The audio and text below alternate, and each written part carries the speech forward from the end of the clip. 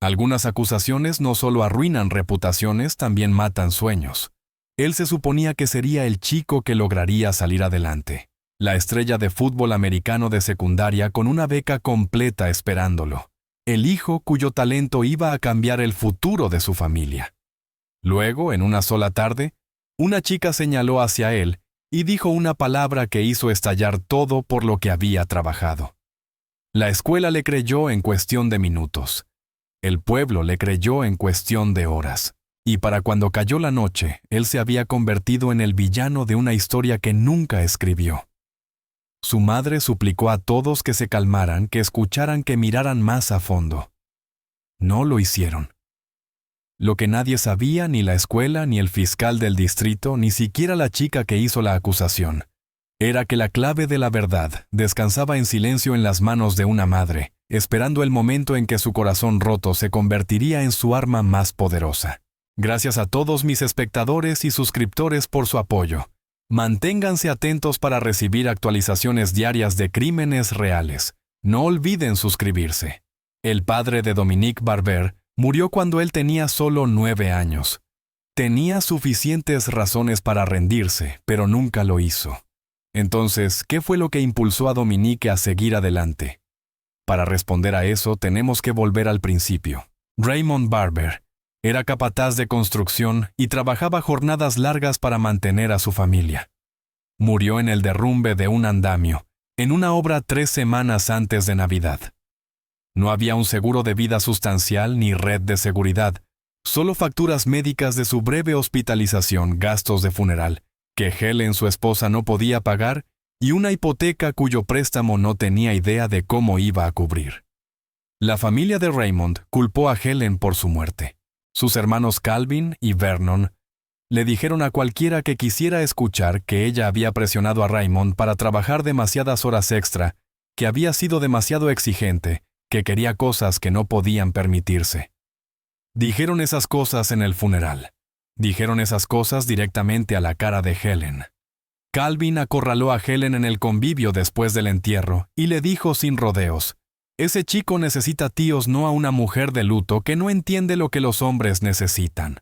Vernon asintió en señal de acuerdo y añadió que Dominique debía aprender un oficio como su padre, que el fútbol era una pérdida de tiempo, que Helen estaba llenándole la cabeza al chico con sueños imposibles.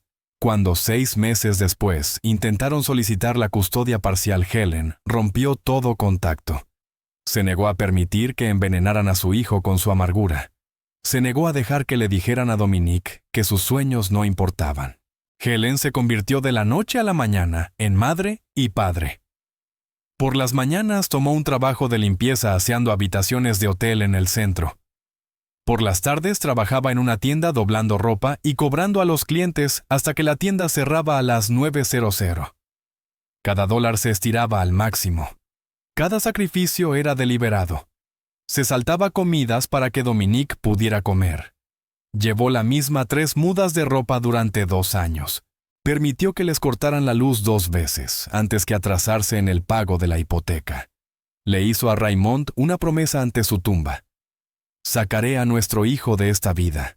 Me aseguraré de que tenga lo que nosotros nunca tuvimos». Dominique no desperdició los sacrificios de su madre.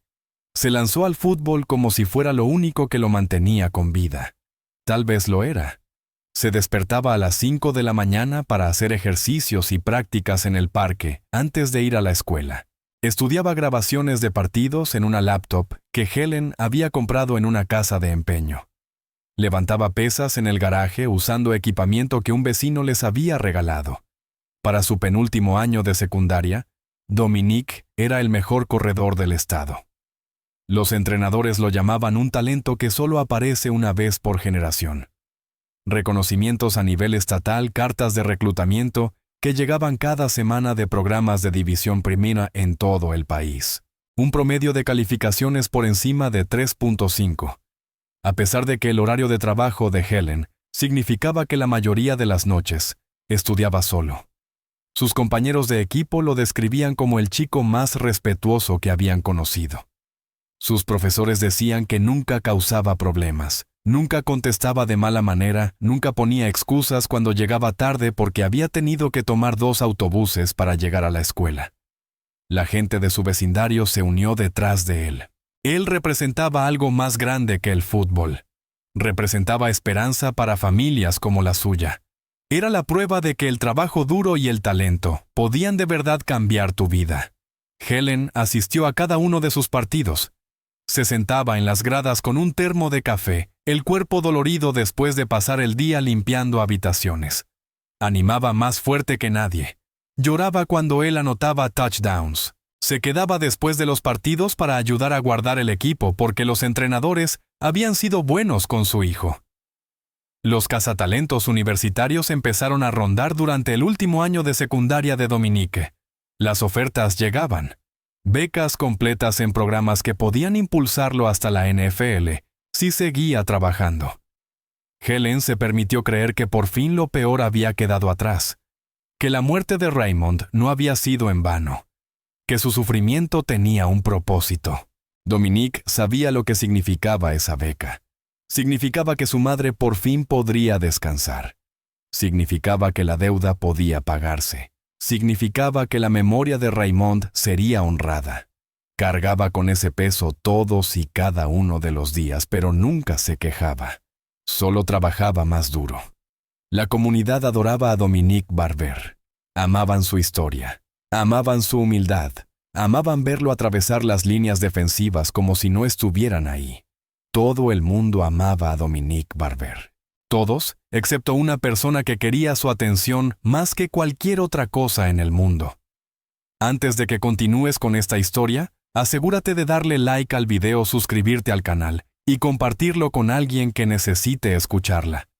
Tu apoyo mantiene vivas estas historias. En este punto cambiamos el enfoque por un breve momento para hablar de alguien que jugó un papel fundamental en la historia de Dominique.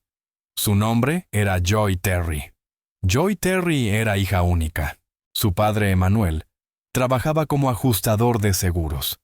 Su madre, Mercy, era asistente administrativa en una escuela primaria. Eran el tipo de personas que sonreían demasiado en público y evitaban el conflicto a toda costa. Querían que todos los vieran como buenas personas, como personas razonables, como personas que se preocupaban profundamente por hacer lo correcto. Joy aprendió muy temprano que la manera de conseguir lo que quería era llorar. Cuando tenía 7 años les dijo a sus padres que otra niña la había empujado del columpio en el parque. Emmanuel y Mercy fueron directamente a la escuela y exigieron una investigación. Los maestros revisaron lo ocurrido. Otros niños dijeron que Joy, en realidad, había empujado primero a la otra niña, pero a Emmanuel y a Mercy no les importó. Amenazaron con demandar a la escuela a menos que alguien se disculpara con su hija. La escuela pidió disculpas. Esa noche, Joy comió helado. El patrón se repitió durante toda su infancia. Joy hacía una acusación. Sus padres le creían sin cuestionarla. Exigían acción. Amenazaban con consecuencias. Y Joy era recompensada con atención, regalos y validación. Para cuando Joy llegó a la escuela intermedia, ya había acusado a 3 compañeros diferentes de acosarla. Ninguna de las acusaciones era verdadera. Los maestros empezaron a caminar como sobre vidrio cerca de ella, porque sabían que cualquier crítica resultaría en una airada llamada telefónica de Emmanuel. Los compañeros aprendieron a evitarla por completo. Joy estaba sola. No tenía amigos de verdad porque los chicos de su edad podían ver a través de su actuación, pero tenía el apoyo incondicional de sus padres, y eso parecía suficiente. Interiorizó una lección simple. Ser la víctima era poder. La verdad importaba menos que la percepción. Las lágrimas eran armas contra las que los adultos no podían defenderse. En la secundaria Joy era socialmente invisible. No era popular. No era atlética. No la invitaban a fiestas ni a grupos de chat. Almorzaba sola la mayoría de los días deslizando el dedo por el teléfono y observando a otras personas vivir la vida que ella quería. Fue entonces cuando notó a Dominique Barber. Al principio no era algo romántico. Solo estaba fascinada por la cantidad de atención que él recibía. La gente lo animaba en los pasillos. Los maestros lo elogiaban en clase. Las chicas coqueteaban abiertamente con él.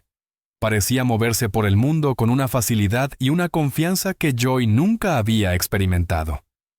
Comenzó a observarlo no de manera obvia, solo miradas pequeñas en la cafetería, sentándose unas filas detrás de él, en la sala de estudio, parándose cerca de su casillero entre clases. Joy se convenció de que si lograba que él la notara, todo cambiaría. Finalmente, importaría para alguien. Finalmente sería elegida. Intentó dejar notas en su casillero. Él nunca respondió. Comentó sus publicaciones en redes sociales. Él nunca las reconoció. Forzó situaciones para que chocaran en el pasillo. Él siempre fue educado pero completamente desinteresado. Dominique Barber no veía a Joy Terry. No la veía en absoluto. Otros estudiantes empezaron a notar el comportamiento de Joy. Susurraban sobre eso. Se reían de eso. Una chica le preguntó directamente a Joy si le gustaba Dominique, y el tono burlón en su voz era inconfundible. La humillación de Joy fue total. El chico que ella quería no sabía que existía, y las personas que sí la conocían se estaban burlando de ella. Entonces comenzaron los rumores sobre la beca.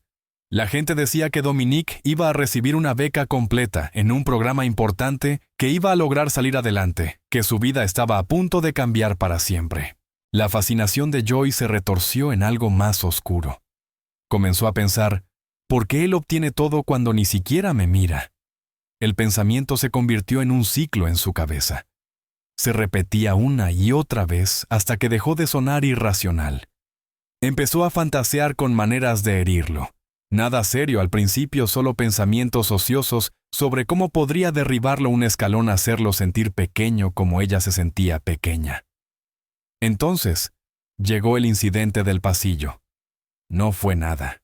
Dominique se apresuraba para llegar al entrenamiento de fútbol y accidentalmente golpeó el hombro de Joy al pasar. Se disculpó sin detenerse. Ni siquiera se dio vuelta para ver a quién había chocado. Joy se quedó congelada en el pasillo lleno de gente. Un pequeño grupo de estudiantes vio todo. Uno se rió. Otro dijo algo sobre que Joy era invisible incluso cuando alguien chocaba contra ella. Esa noche, Joy se sentó en su habitación y miró al techo. Su humillación había llegado al límite. Había pasado meses tratando de que Dominique la notara, y él ni siquiera se dignó a mirarle la cara cuando se disculpó. Le dijo a su madre que Dominique la había hecho sentir incómoda. Mercy inmediatamente le pidió detalles. Joy mantuvo la historia vaga a propósito. Dijo que él había estado demasiado cerca en el pasillo, que la hacía sentir insegura, que no quería entrar en detalles porque era demasiado angustiante. Emmanuel escuchó la conversación y se unió. Le dijo a Joy que escribiera todo, que documentara fechas y horas, que llevara un registro por si volvía a ocurrir. Joy reconoció lo que estaba pasando. Sus padres estaban construyendo un caso para ella, sin que siquiera lo pidiera. Estaban haciendo lo que siempre hacían: creerle, protegerla, prepararse para pelear en su nombre. Por primera vez en meses, Joy se sintió poderosa. Se dio cuenta de que no necesitaba que Dominique la notara. Podía destruirlo en su lugar. Ella podía quitarle todo lo que él tenía del mismo modo en que él le había quitado su dignidad al ignorarla. 3 días después, Joy entró llorando a la oficina de la consejera escolar. La señora Patterson, la orientadora, levantó la vista de su escritorio cuando Joy entró. El rostro de la chica estaba rojo e hinchado. Sus manos temblaban. Apenas podía pronunciar las palabras. Joy dijo que Dominique Barber la había estado siguiendo, que la hacía sentir insegura, que ya no sabía qué hacer porque nadie la escuchaba. La señora Patterson había sido entrenada para tomar todos los reportes en serio. No le pidió a Joy que probara nada. No cuestionó la historia. Tomó el teléfono y llamó al director de inmediato. En menos de 15 minutos había una reunión de emergencia en la oficina del director. El señor Whitmore estaba sentado detrás de su escritorio. El subdirector estaba de pie cerca de la ventana. El oficial escolar tomaba notas en la esquina. Joy repitió su historia. Esta vez tenía más detalles. Dijo que Dominique había hecho comentarios inapropiados, que la seguía entre clases, que se sentía amenazada por su presencia. No dio fechas específicas. No nombró testigos. No describió exactamente qué había dicho o hecho él, pero lloró, tembló, parecía aterrada. El señor Whitmore le preguntó si quería presentar una queja formal. Joy asintió. Le preguntó si sus padres estaban al tanto. Ella dijo que sí. Le preguntó si se sentía segura regresando a casa. Ella dijo que sí, pero solo porque Dominique vivía al otro lado de la ciudad. Los administradores intercambiaron miradas. Sabían lo que eso significaba. Una denuncia bajo el título Nómede. Responsabilidad potencial. Atención mediática si se hacía público. La junta escolar presionándolos. El señor Whitmore tomó la decisión rápidamente. Le ordenó al oficial escolar retirar a Dominique de clase de inmediato. Llamó a Emmanuel y a Mercy Terry y les dijo que fueran a la escuela. Le indicó al subdirector que comenzara una investigación. Dominique estaba en la clase de química cuando el oficial escolar entró. El salón quedó en silencio. Todos los estudiantes se giraron para mirar cómo el oficial se acercaba al escritorio de Dominique y le pedía que fuera a la oficina. Dominique no entendía qué estaba pasando. Tomó su mochila y siguió al oficial fuera del salón. Detrás de él, los estudiantes ya estaban sacando sus teléfonos. Helen estaba limpiando un baño en el hotel cuando sonó su teléfono.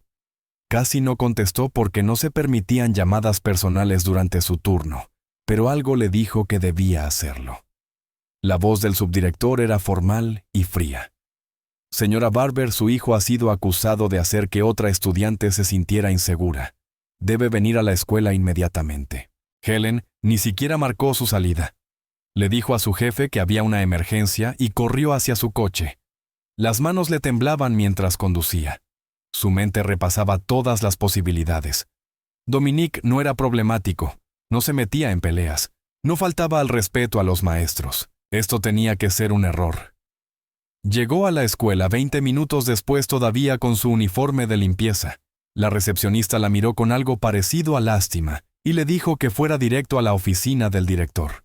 Cuando Helen entró, vio a los administradores en un lado del cuarto y a una pareja que no conocía en el otro. La pareja estaba bien vestida. La mujer había estado llorando. El hombre la sostenía del hombro de manera protectora. El señor Whitmore hizo un gesto para que Helen se sentara. Le explicó que Dominique había sido acusado de comportamiento inapropiado hacia otra estudiante, que la acusación se estaba tomando muy en serio, que Dominique quedaba suspendido de inmediato mientras durara la investigación. La primera pregunta de Helen fue, ¿qué hizo exactamente? La respuesta fue vaga. Comentarios inapropiados.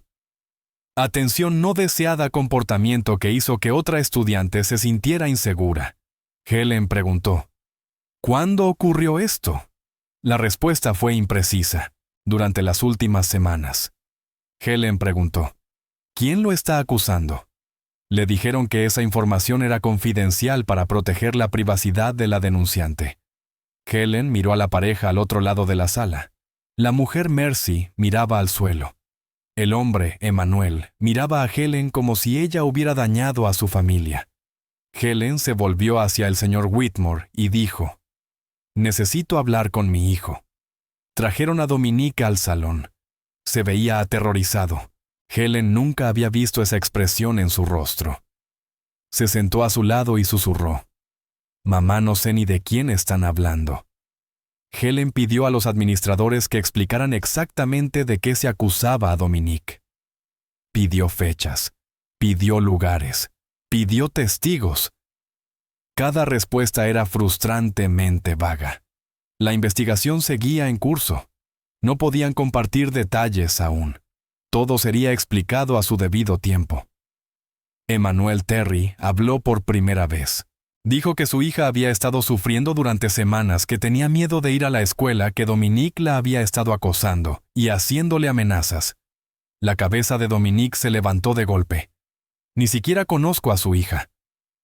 El rostro de Emmanuel se puso rojo.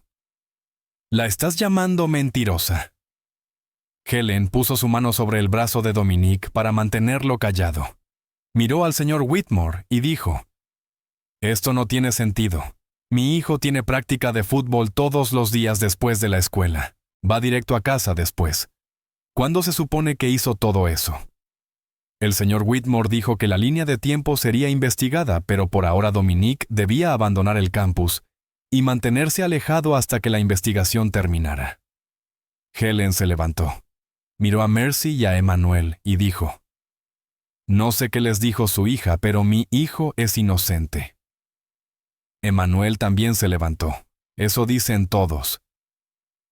Helen y Dominique salieron del edificio juntos.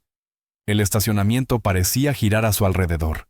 Dominique se sentó en el asiento del pasajero y se cubrió el rostro con las manos. Helen se sentó en el asiento del conductor y se quedó mirando el volante. Le dijo: «Dime la verdad. ¿Conoces a esta chica?» Dominique negó con la cabeza. «Lo juro, mamá, no sé de quién están hablando». Helen le creyó. Una madre conoce a su hijo.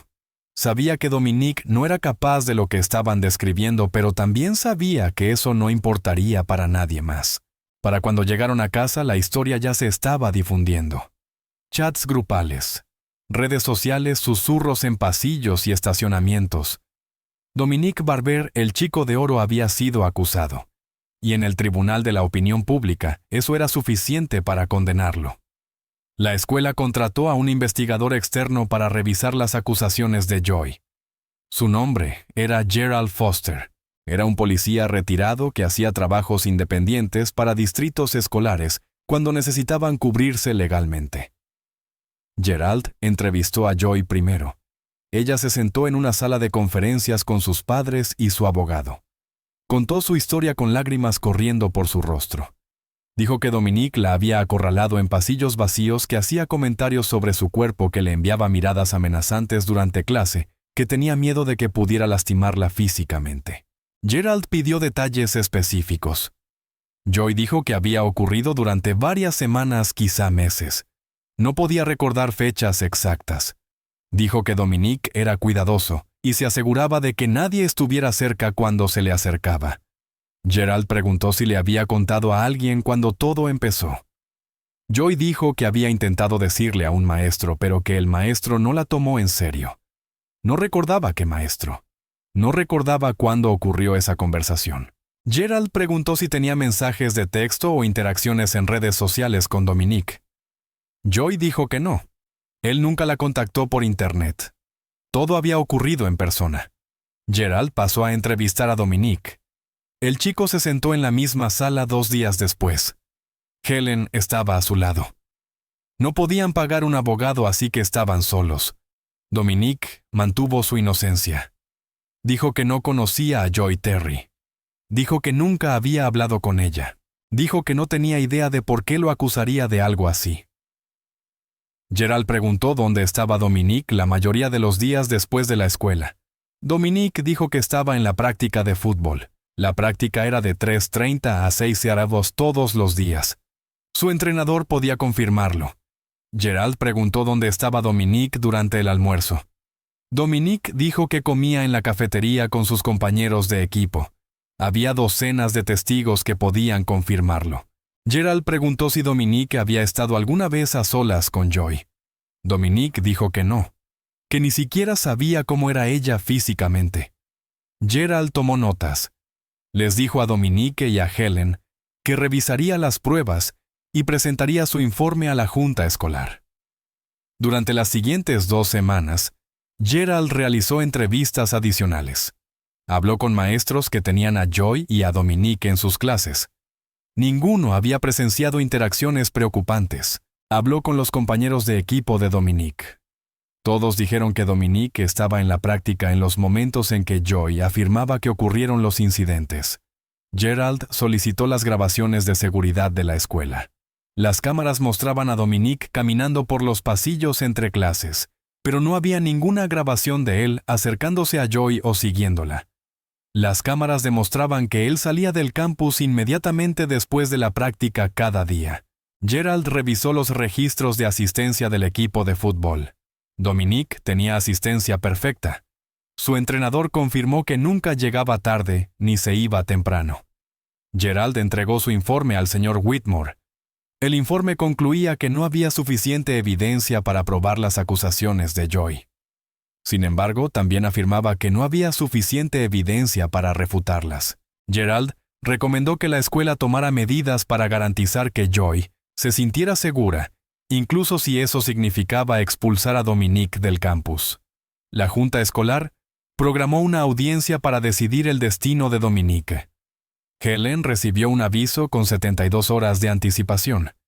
No podía permitirse faltar al trabajo, pero aún así, pidió el día sin paga. La audiencia se llevó a cabo en una sala de conferencias del distrito. La junta escolar estaba sentada de un lado de una mesa larga. Emmanuel Mercy y sus abogados estaban del otro lado.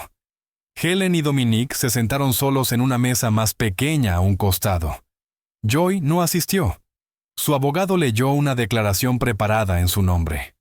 La declaración describía a Joy como una víctima traumatizada que tenía demasiado miedo para enfrentar a su agresor.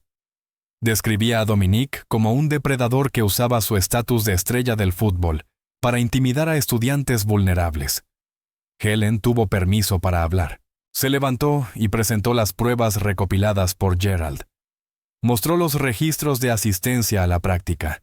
Hizo referencia a las grabaciones de seguridad. Señaló que nadie había visto a Dominique hacer nada inapropiado. La junta escolar escuchó educadamente. Luego el presidente de la junta dijo: «Entendemos que su hijo niega estas acusaciones, señora Barber, pero tenemos la responsabilidad de proteger a todos los estudiantes. Dada la gravedad de las acusaciones, no podemos permitir que su hijo permanezca en el campus». Helen dijo: «Lo están expulsando basándose en acusaciones sin pruebas». El presidente respondió: «Estamos tomando las precauciones necesarias para garantizar un ambiente seguro». La votación fue 5-2. Dominique fue expulsado permanentemente. La expulsión aparecería en su expediente escolar. No se le permitiría participar en la ceremonia de graduación. Su elegibilidad deportiva fue terminada de inmediato. Helen y Dominique salieron de la audiencia en silencio. Afuera, Emmanuel y Mercy estaban de pie junto a su automóvil. Emmanuel parecía satisfecho. Mercy parecía incómoda, pero no dijo nada. Helen condujo de regreso a casa con lágrimas corriéndole por el rostro. Dominique miraba por la ventana sin decir palabra. Esa noche Helen se sentó en la mesa de la cocina y miró la pila de cartas de reclutamiento que habían llegado por correo. Cartas de entrenadores que habían prometido un futuro para Dominique. Cartas que ahora nunca serían respondidas. Pensó en Raymond, en la promesa que le había hecho en su tumba, en cómo había fallado. Luego pensó: «No, esto no ha terminado». A los pocos días, el periódico local publicó una historia sobre la expulsión de Dominique. El titular no mencionaba su nombre, pero todos en el pueblo sabían de quién se trataba. Estrella deportiva expulsada tras acusaciones de conducta indebida. Las redes sociales recogieron la historia inmediatamente. Las personas que habían animado a Dominique en los partidos ahora lo llamaban depredador. Padres que habían permitido que sus hijos se fueran con él después de la práctica ahora decían que siempre habían sentido que algo estaba mal con él. Los reclutadores universitarios dejaron de llamar. Las ofertas de beca desaparecieron. Entrenadores que habían prometido mantener el contacto guardaron silencio. Los compañeros de equipo dejaron de responder sus mensajes. Sus amigos en la escuela lo evitaban en público. Profesores que le habían escrito cartas de recomendación ahora actuaban como si nunca lo hubieran conocido. Helen enfrentó un trato similar. Sus compañeros de trabajo susurraban cuando entraba a la sala de descanso. Su gerente la llamó aparte y le sugirió que quizás debería considerar buscar trabajo en otro lugar, porque algunos clientes habían expresado incomodidad. En la iglesia, personas que habían conocido a Helen por años, de repente encontraron motivos para sentarse al otro lado del templo. El pastor mencionó durante un sermón que la comunidad debía apoyar a las víctimas de violencia. Todos sabían de quién estaba hablando. Helen y Dominique se convirtieron en parias en su propio vecindario. La gente cruzaba la calle para no pasar junto a ellos. Vecinos que les habían llevado cazuelas cuando Raymond murió, ahora actuaban como si los Barber no existieran. Dominique dejó de salir de la casa. Pasaba días enteros en su habitación con las luces apagadas. Dejó de comer. Dejó de ducharse. Dejó de hacer cualquier cosa que implicara reconocer que seguía vivo. Helen vio a su hijo desvanecerse. Vio la luz apagarse en sus ojos. Lo oyó llorar a través de la pared por las noches. Encontró una nota que él había escrito y escondido bajo el colchón. La nota decía: «Lo siento, mamá. No puedo seguir haciendo esto». Helen retiró todos los objetos filosos de la casa. Escondió todos los medicamentos. Durmió en el suelo frente a la puerta del dormitorio de Dominique, porque le aterraba lo que pudiera hacer si lo dejaba solo. Y en algún lugar al otro lado del pueblo, Joy Terry contaba el dinero del acuerdo y publicaba fotos de sus nuevos bolsos de diseñador en redes sociales. Emmanuel y Mercy contrataron a un abogado 2 semanas después de la expulsión de Dominique. El abogado se llamaba Richard Castiano. Estaba especializado en litigios civiles contra distritos escolares. Richard revisó el caso de Joy y vio una victoria fácil. Una chica joven traumatizada por un atleta depredador. Una escuela que había fallado en protegerla a un distrito con bolsillos profundos y miedo a la mala publicidad. Presentó una demanda en nombre de Joy, alegando negligencia, angustia emocional y falta de un entorno escolar seguro. La exigencia era de $2 millones. La compañía de seguros del distrito recibió la demanda y enseguida comenzó a calcular el riesgo. Analizaron la imagen pública. Una adolescente afirmando haber sido traumatizada, una estrella deportiva acusada de mala conducta, una comunidad ya convencida de la culpabilidad del chico. Sus abogados recomendaron llegar a un acuerdo. Ir a juicio significaba cobertura mediática, significaba declaraciones bajo juramento, significaba el contrainterrogatorio de Joy, significaba la posibilidad de un veredicto del jurado aún mayor si el caso salía mal. La compañía de seguros ofreció $850,000. Richard se lo presentó a Emmanuel y Mercy. Les dijo que era una oferta sólida y que debían aceptarla. Él tomaría su parte un 33%, y ellos se irían con más de $500,000. Emmanuel y Mercy aceptaron. Joy nunca tuvo que testificar bajo juramento. Nunca tuvo que responder preguntas en un contrainterrogatorio. Nunca tuvo que enfrentar ningún escrutinio de su historia. El acuerdo se cerró en 30 días. El dinero fue depositado en una cuenta controlada por Emmanuel con Joy como beneficiaria. El distrito escolar emitió una breve declaración diciendo que el asunto había sido resuelto y que deseaban lo mejor a la familia Terry. Los medios locales informaron del acuerdo como una reivindicación para Joy. Distrito escolar paga $850,000 a estudiante en caso de mala conducta. La implicación era clara: la escuela pagó porque Dominique era culpable. La vida de Joy cambió de la noche a la mañana. En una semana compró un sedán de lujo, no, un auto usado, no, un vehículo práctico para una adolescente. Un sedán de lujo completamente nuevo con asientos de cuero y un sistema de sonido premium. En 2 semanas sus redes sociales mostraban una transformación completa. Ropa de diseñador, restaurantes costosos, boletos para conciertos agotados, bolsas de compras de tiendas donde la mayoría de la gente del pueblo ni siquiera podía permitirse mirar.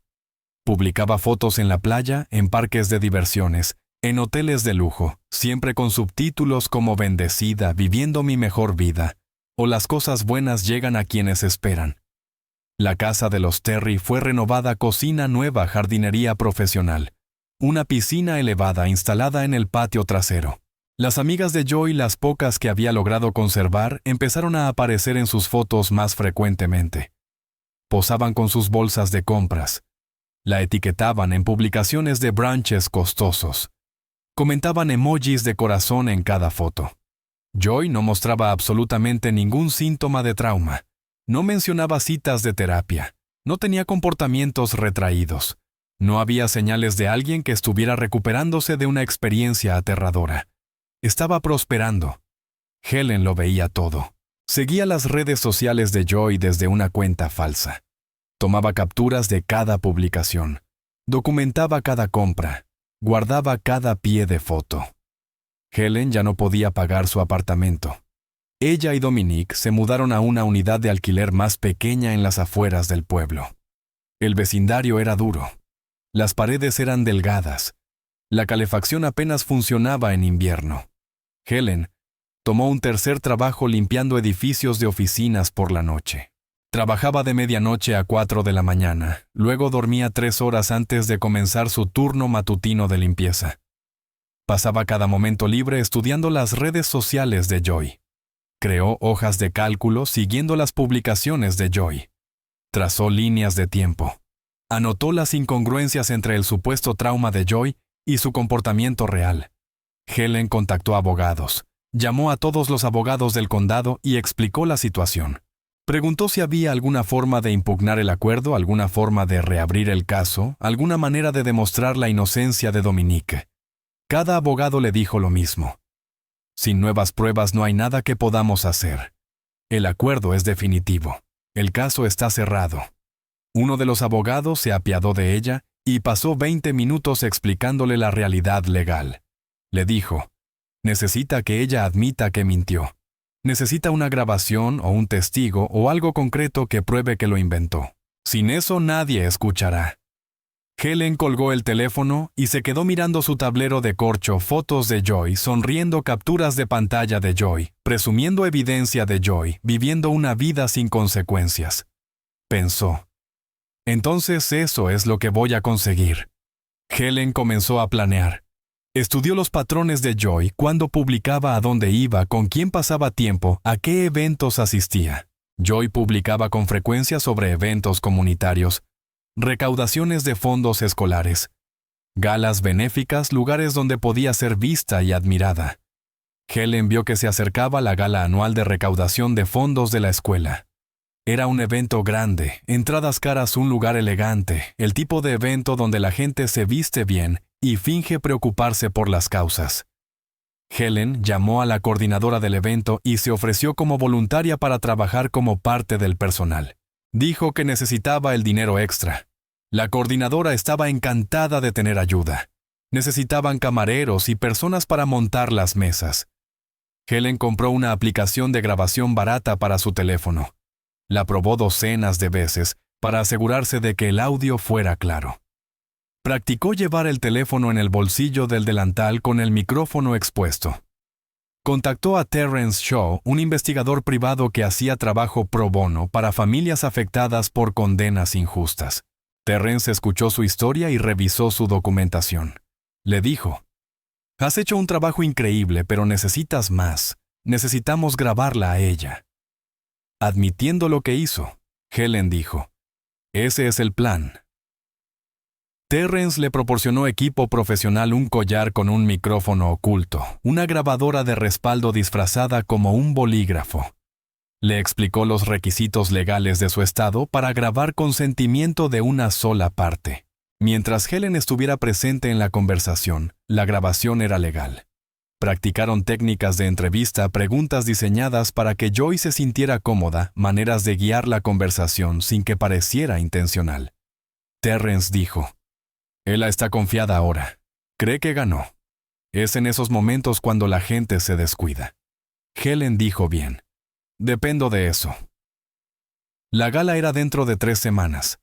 Helen pasó esas semanas preparándose. Memoró el rostro de Joy por las fotos. Estudió su voz en los videos. Planeó exactamente dónde posicionarse para escuchar conversaciones.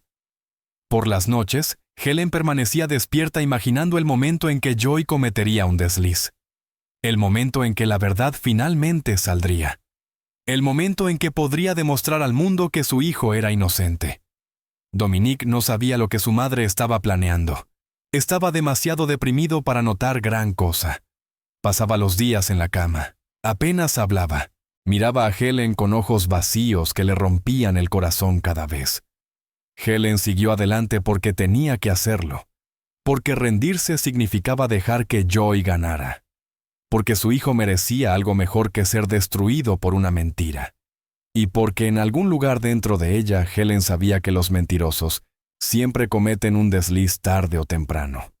Siempre se confían demasiado. Siempre dicen una cosa de más. Ella solo tenía que estar allí cuando ocurriera. Llegó la noche de la gala. Helen llegó 3 horas antes para ayudar con la preparación. Llevaba pantalones negros y una camisa blanca proporcionada por la coordinadora. Mantenía la cabeza baja y la voz suave. Quería mezclarse por completo. El lugar era hermoso. Candelabros colgaban del techo. Mesas redondas cubiertas con manteles blancos llenaban el salón principal. Un pequeño escenario al frente tenía un podio y un micrófono para los discursos. Helen ayudó a colocar los centros de mesa, dobló servilletas, pulió cubiertos y durante todo el tiempo observó la puerta. Los invitados comenzaron a llegar alrededor de las 6:30. Donantes adinerados, miembros de la junta escolar, dueños de negocios locales, que querían ser vistos apoyando la educación. Todos vestidos con trajes caros y vestidos de cóctel. Emmanuel y Mercy Terry llegaron a las 7:00. Emmanuel llevaba un traje hecho a medida. Mercy llevaba un vestido que probablemente costaba más que el alquiler mensual de Helen. Sonreían y saludaban como si pertenecieran allí. Joy llegó 10 minutos después, con un pequeño grupo de amigas. Llevaba un vestido de diseñador y tacones que la hacían parecer mayor que sus 18 años. Su cabello y su maquillaje estaban hechos profesionalmente. Se reía a carcajadas y posaba para fotos con sus amigas. Helen sintió el estómago revuelto. Esta era la chica que afirmaba estar traumatizada. La chica que supuestamente vivía con miedo. La chica cuyo daño emocional había valido $850,000. Parecía estar en una fiesta. Helen se colocó para trabajar en la sección donde estaban sentados los Terry. Sirvió bebidas, retiró platos, se movió por la sala como un fantasma. Joy apenas la miró. Para Joy, Helen no era más que personal.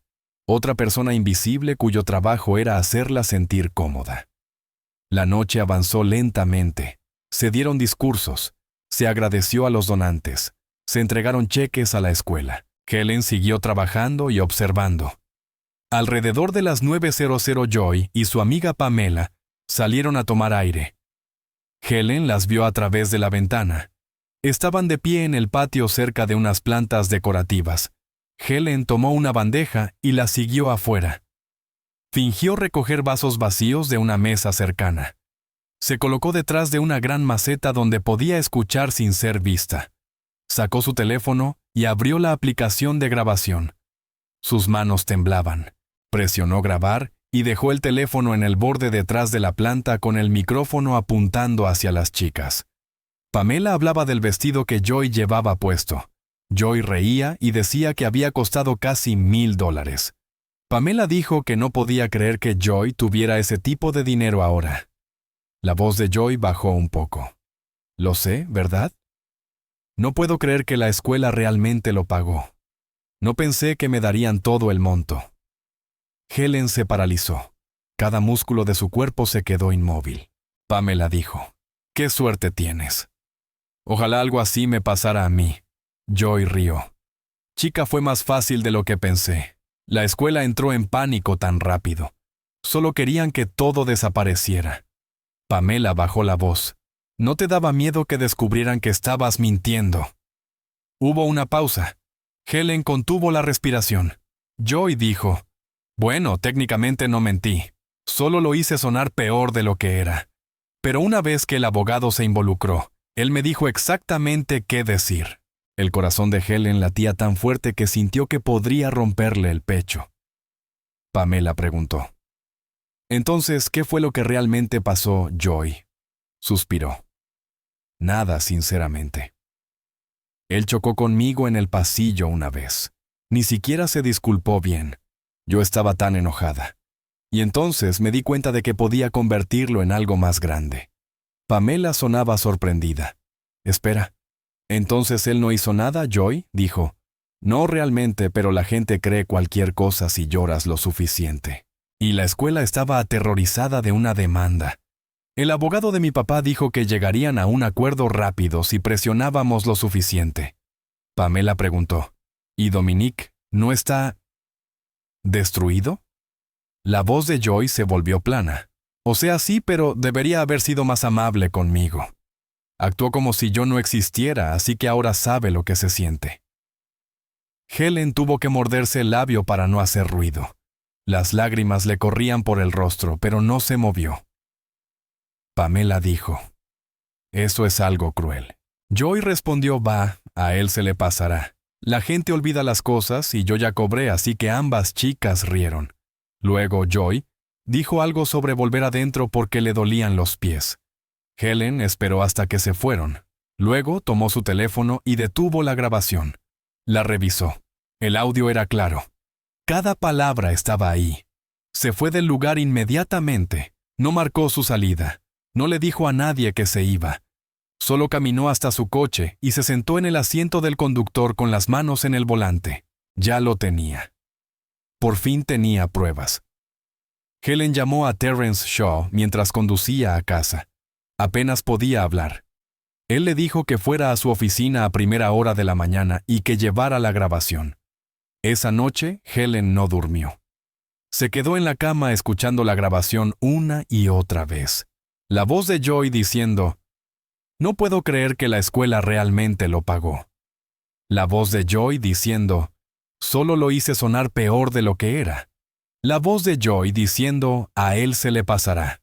Helen pensó en su hijo durmiendo en la habitación de al lado, en los últimos 18 meses de infierno que habían vivido, en el futuro que le habían robado, y pensó: esto es solo el comienzo. Capítulo 7. La trampa. Helen se reunió con Terrence Shaw a la mañana siguiente. Ella reprodujo la grabación para él 3 veces. Él escuchó con atención tomando notas. Cuando terminó, se recostó en su silla y dijo: «Esto es bueno. Muy bueno. Pero un abogado defensor dirá que está fuera de contexto. Dirá que Joy estaba exagerando para impresionar a su amiga. Dirá que solo era charla».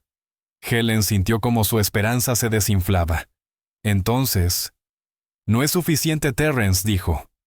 «No es suficiente para garantizar una condena, pero es suficiente para reabrir una investigación si conseguimos más». Helen preguntó: «¿Qué necesitamos, Terrence?». Dijo: «Necesitamos que ella te lo admita directamente en una grabación. Necesitamos que diga específicamente que inventó las acusaciones». Helen preguntó: «¿Cómo hago eso?». Terrence se inclinó hacia adelante. «Pides reunirte con ella. Interpretas el papel de una madre derrotada que solo quiere cierre. La haces sentir segura. La dejas creer que ganó». Helen dijo: «¿Y ella simplemente lo admitirá?». Terrence respondió: «Las personas que mienten así quieren sentirse poderosas. Ella querrá que sepas que te venció. Querrá verte pequeña. Ese es el momento en que se resbalan». Helen preguntó: «¿Cuándo hacemos esto, Terrence?». Dijo: «Pronto. Antes de que tenga tiempo de pensar demasiado en esa conversación en la gala». Pasaron las siguientes 2 horas planificando. Terrence le dio a Helen un collar con un micrófono oculto. Le mostró cómo activarlo. Él le explicó las protecciones legales que tenían bajo las leyes de consentimiento de una sola parte. Dijo: «No puedes amenazarla. No puedes coaccionarla. Solo haces preguntas y la dejas hablar». «¿Puedes hacer eso?», Helen respondió. «Puedo hacer lo que tenga que hacer». Terrence ayudó a Helen a redactar un mensaje para enviarle a Mercy Terry. El mensaje decía que Helen quería reunirse con Joy en privado, que estaba lista para avanzar y encontrar paz, que creía que una conversación podría ayudar a sanar a ambas familias. Mercy respondió en menos de 2 horas. Dijo que Joy estaba dispuesta a reunirse. Sugirió una cafetería en el centro, un lugar público donde Joy se sentiría segura. Acordaron la reunión para 3 días después. Helen pasó esos 3 días practicando. Practicó mantener la voz tranquila. Practicó hacer preguntas abiertas. Practicó no reaccionar cuando escuchara cosas que le daban ganas de gritar. La mañana de la reunión, Helen probó el micrófono del collar. Llevaba un atuendo sencillo, jeans y un suéter. No quería parecer amenazante ni enojada. Quería parecer rota. Llegó a la cafetería 15 minutos antes. Pidió un té que no bebió y se sentó en una mesa en la esquina desde donde podía ver la puerta. Joy entró justo a tiempo. Se veía confiada, relajada. Llevaba jeans de diseñador y una chaqueta que probablemente costaba más que el pago mensual del coche de Helen. Joy se sentó frente a Helen y dijo: «Gracias por contactarme, señora Barber. Creo que esto es bueno para las dos». Helen se obligó a sonreír. «Solo necesito entender lo que pasó. Necesito cierre». Joy asintió con simpatía. «Lo entiendo. Esto ha sido difícil para todos». Helen dijo: «¿Puedes ayudarme a entender? Mi hijo jura que no pasó nada. Soy su madre. Necesito saber la verdad». Joy se movió incómoda en su asiento. «Señora Barber, sé que usted quiere creer en su hijo, pero sí pasaron cosas. Él me hizo sentir incómoda», Helen dijo. «¿Pero qué específicamente? He revisado todo 1000 veces. No entiendo». Joy se mostró irritada.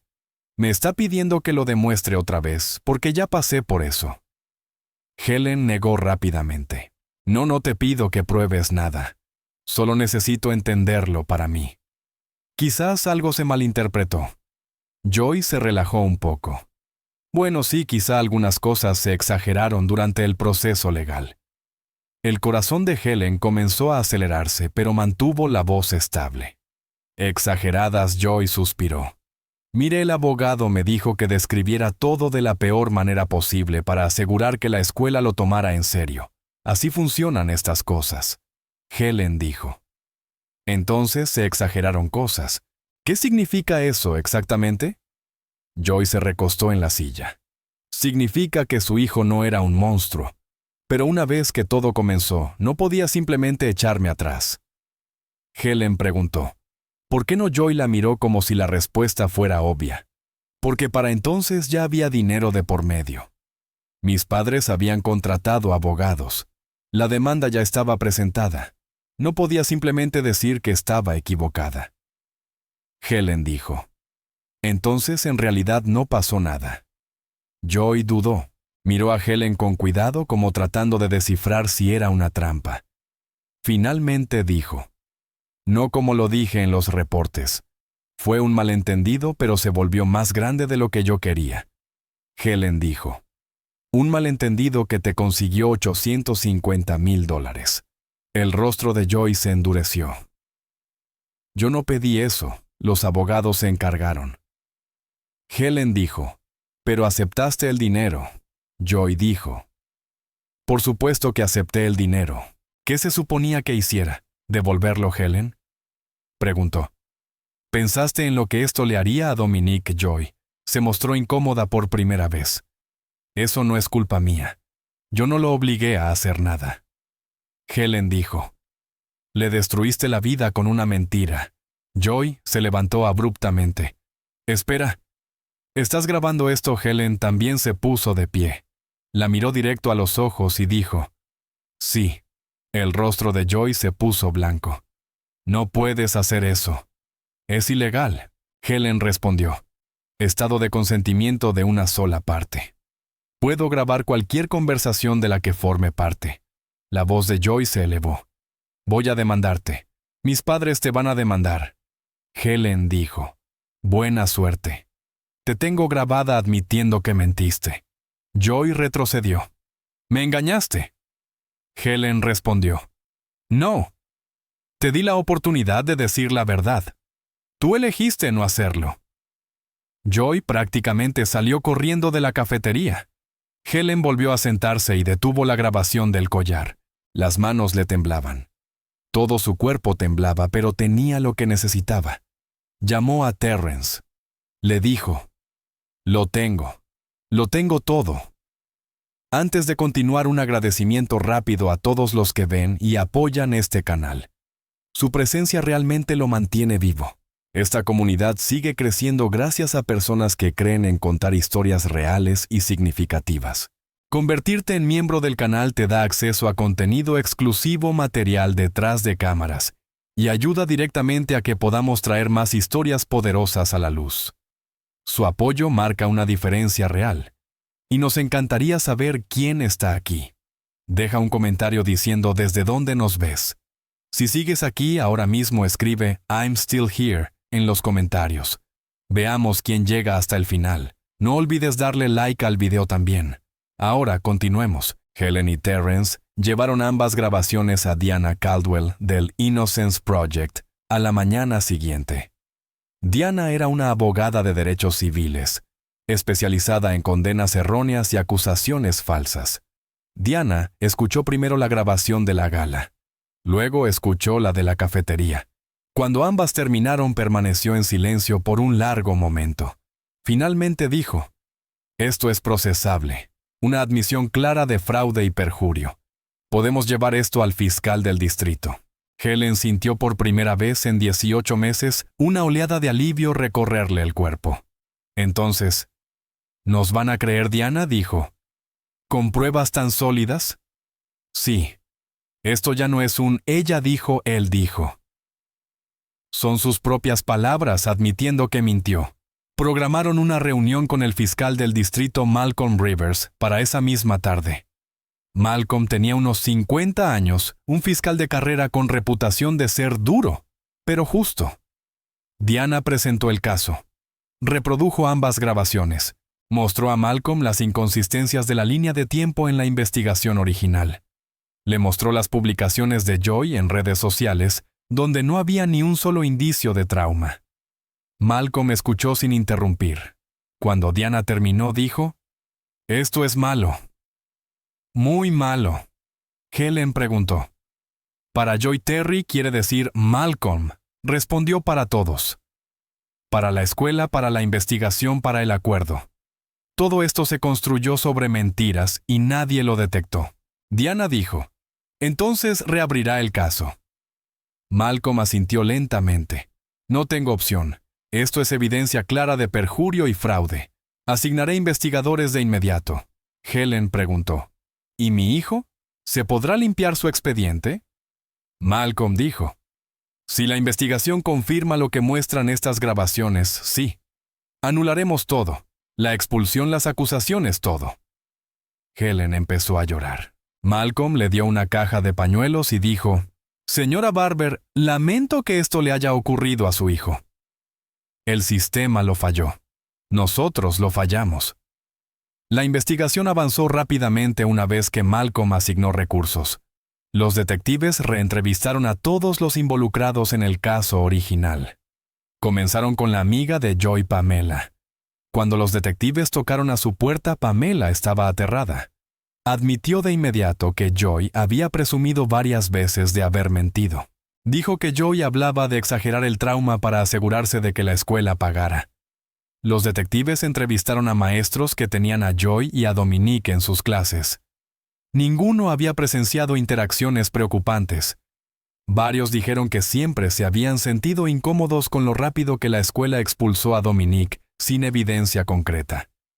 Los detectives revisaron de nuevo las grabaciones de seguridad de la escuela. Esta vez las miraron con ojos nuevos. Las imágenes mostraban a Joy caminando junto a Dominique en los pasillos varias veces, sin ninguna reacción. Sin miedo, sin evitarlo, sin nada que sugiriera que le tenía temor.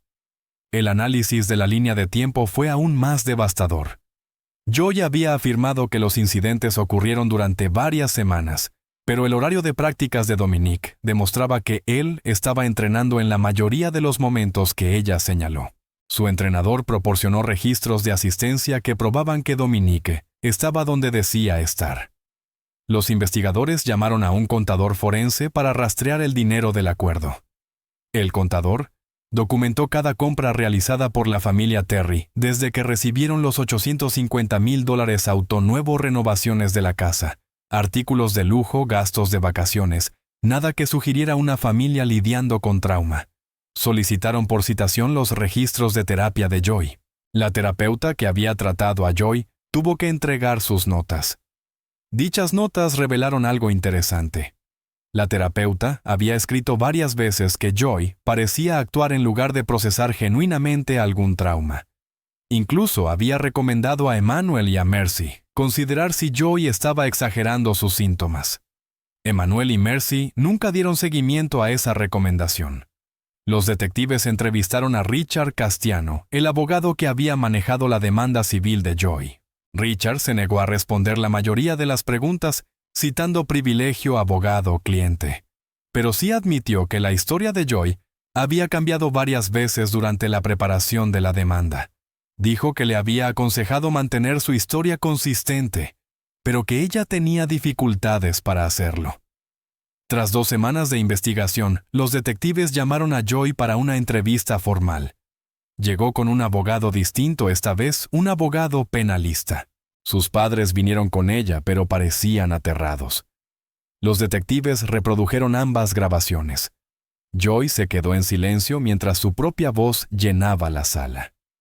Cuando las grabaciones terminaron, su abogado pidió una consulta privada. Pasaron 30 minutos en otra habitación. Cuando regresaron, el rostro de Joy estaba rojo e hinchado de tanto llorar. Su abogado dijo: «Mi clienta quiere hacer una declaración». Joy leyó de una hoja preparada. Su voz temblaba. Dijo: «Mentí sobre lo que Dominique Barber me hizo. No pasó nada entre nosotros. Estaba enojada porque me ignoró y quería atención. Nunca pensé que esto llegaría tan lejos. Lo siento». Los detectives hicieron preguntas de seguimiento. Joy admitió que el choque en el pasillo fue la única interacción real que tuvieron. Admitió que inventó las acusaciones de que él la seguía o hacía comentarios inapropiados. Admitió que su abogado la había instruido sobre qué decir para fortalecer la demanda. Dijo que nunca esperó que Dominique fuera expulsado. Pensó que la escuela lo suspendería unos días y luego todo pasaría. Dijo que no se dio cuenta de cuánto daño estaba causando hasta que ya era demasiado tarde para retractarse. Joy fue formalmente acusada de perjurio en 3er grado, fraude en 2º grado y conspiración para defraudar. Su fianza se fijó en $50,000. Emmanuel y Mercy la pagaron usando el dinero del acuerdo. La noticia estalló esa misma noche. Todos los medios locales difundieron la historia. Caso de acusación falsa. Adolescente admite haber mentido sobre estrella del fútbol. La cobertura fue brutal. El nombre y la foto de Joy aparecieron por todas partes. Los detalles de su confesión se reportaron completos. Las redes sociales explotaron con ira y condena. Helen vio la cobertura desde la sala de su casa. Dominique estaba sentado a su lado. Se tomaron de la mano sin decir nada. Finalmente Dominique preguntó: «¿De verdad se acabó, Helen?». Respondió: «Aún no. Pero estamos cerca». Malcolm Rivers programó una conferencia de prensa para la semana siguiente. Quería tiempo para finalizar los documentos que limpiarían oficialmente el nombre de Dominique. La conferencia se llevó a cabo en el juzgado. Malcolm se situó en un podio con Helen y Dominique a su lado. Cámaras alineaban la parte trasera de la sala. Reporteros llenaban los asientos. Malcolm comenzó: «Estoy aquí hoy para abordar un grave error judicial. Hace 18 meses Dominique Barber fue acusado de conducta inapropiada por una compañera. Esas acusaciones llevaron a su expulsión de la escuela y a la destrucción de su reputación. Ahora puedo confirmar que esas acusaciones eran falsas». Explicó la investigación. Describió las grabaciones que demostraban que Joy había mentido. Detalló las pruebas que siempre habían respaldado la inocencia de Dominique, pero que fueron ignoradas. Malcolm dijo: «La vida de este joven fue destruida basándose en mentiras. El sistema que debía protegerlo falló a cada nivel. La escuela lo falló. La investigación lo falló. Y sí, mi oficina lo falló al no examinar los hechos más a fondo desde el principio». Anunció que todos los cargos y acusaciones contra Dominique serían anulados. Su expulsión quedaría revocada. Su expediente sería limpiado completamente. El distrito escolar había aceptado emitir una disculpa formal y ofrecerle reincorporación. Malcolm dijo: «Dominique Barber es inocente. Siempre lo ha sido y lamento profundamente que haya tomado tanto tiempo establecer esa verdad». Helen fue invitada a hablar. Dio un paso hacia el micrófono y dijo: «Durante 18 meses mi hijo y yo hemos vivido en el infierno. Nuestra comunidad nos abandonó. Nos llamaron mentirosos cuando dijimos la verdad. Nos trataron como criminales cuando éramos las víctimas». Su voz era firme, pero sus ojos estaban llenos de lágrimas. «Mi hijo nunca dejó de ser inocente». Fueron ustedes quienes dejaron de creer en la verdad. Dejaron de preocuparse por los hechos. Lo destruyeron porque era más fácil que hacer preguntas. Helen miró directamente a las cámaras. Espero que cada persona que nos dio la espalda esté viendo esto. Espero que sientan vergüenza porque deberían. Dominique no quería hablar, pero Helen lo animó. Él se acercó al micrófono y se quedó ahí un momento en silencio. Finalmente dijo: «Ya no sé quién soy. La persona que era antes de todo esto ya no existe. Nunca la recuperaré. Pero al menos ahora la gente sabe que no hice lo que dijeron que hice». Se apartó del micrófono. Helen le puso un brazo alrededor. La conferencia terminó. Los reporteros lanzaron preguntas, pero Malcolm los ignoró. Condujo a Helen y a Dominique por una salida lateral para evitar a la multitud. En el coche, Dominique preguntó: «¿Crees que a alguien realmente le importa admitir que estaba equivocado?». Helen respondió: «Algunos sí, la mayoría no. A la gente no le gusta admitir sus errores». La cobertura mediática fue extensa. Todos los medios que habían informado sobre la expulsión de Dominique ahora informaban sobre su exoneración. Los titulares decían: «Estrella del fútbol exonerada tras acusación falsa. Adolescente admite haber mentido. La vida de un inocente destruida». En redes sociales las reacciones fueron mixtas. Algunas personas pidieron disculpas por haber creído a Joy. Otras dijeron que siempre habían dudado de su historia.